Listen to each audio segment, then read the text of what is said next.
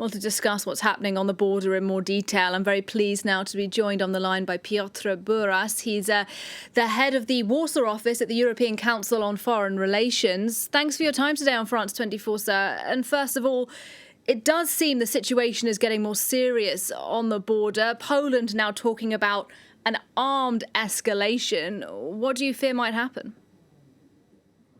It's of course, very difficult to predict what may happen, but the fact is that with the help of the Lukashenko regime, the migrants are moving towards the Polish border.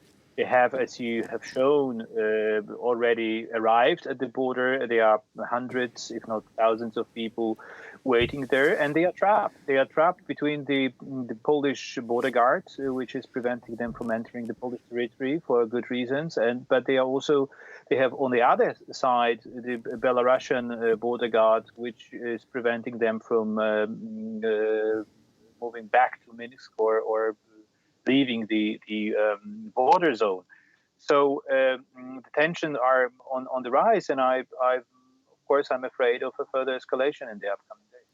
Well, you say Poland is keeping those people from entering its territory with good reason, but this is a humanitarian crisis, isn't it? I mean, we have thousands of people trapped, sub-zero temperatures there. Several people have already died. Doesn't the EU have a moral responsibility here, if nothing else, to do something to help these people? Yeah, you are right. I mean, we need to understand that this is a double crisis. This is a security crisis, a very unprecedented, I think, when it comes to the history of the last few years of our struggles with migration in the European Union, because we have to do with a Belarusian regime which is weaponizing migrants, which is trying to use them to exert pressure on the European Union with the aim to ease the sanctions and engage he wants the EU to engage in talks with the Belarusian regime. But this is, of course, as you rightly pointed out, also a severe humanitarian crisis. The migrants stuck behind the Polish border, they are also victims of Lukashenko's policy. So this adds to the dramatic character of the confrontation we are experiencing right now. Well, in that case, given that no other solutions seem to be available on the Belarusian side, why not let these people who are clearly in extremely difficult circumstances into Poland for now until a political solution of some kind is found? This looks, from the outside, from those images, pretty cruel. It is. I think it's pretty cruel, especially when you take into consideration that there are also pushbacks from of those people who actually have already entered the Polish territory. So this is a situation which is not much different in that regard from what's happening on other borders, but it's of course very serious for the reasons I've already mentioned. I think.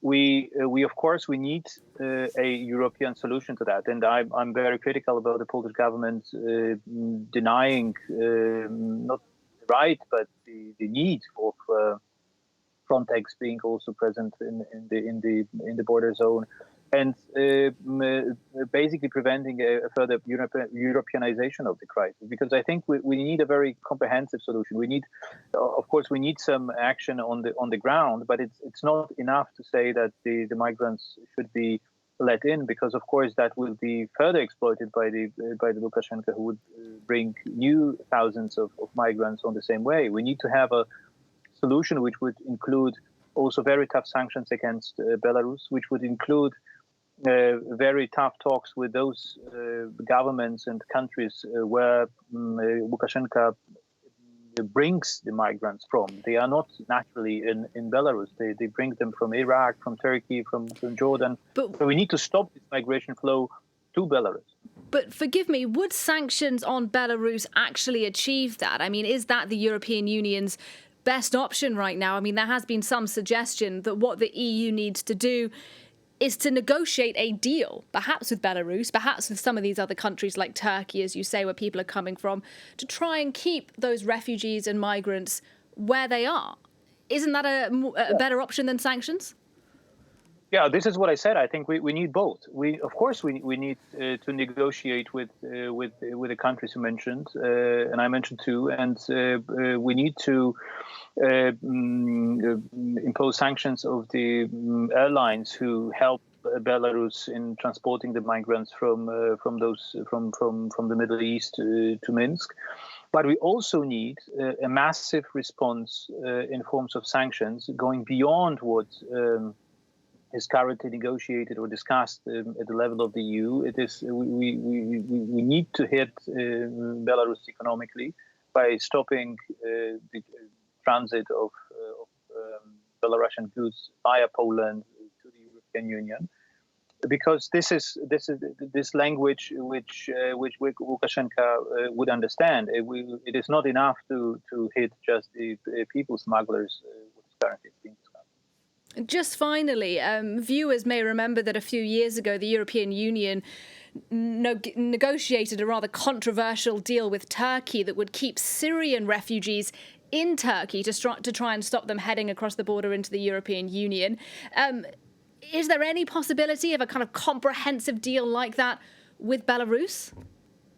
No, I'm sure. I'm deeply convinced that it's not possible. The situation is completely different. The Turkey hosted 4 million Syrian refugees at the time when the European Union signed a deal with Ankara. Lukashenko is using migrants as a weapon. Is threatening the lives, putting the risk of lives, and it's a completely different situation. We have to do with a much more cruel regime in Minsk, and there is no way to negotiate anything. Piotr Buras from the European Council on Foreign Relations, thanks very much indeed for your time today, sir. Thank you very much.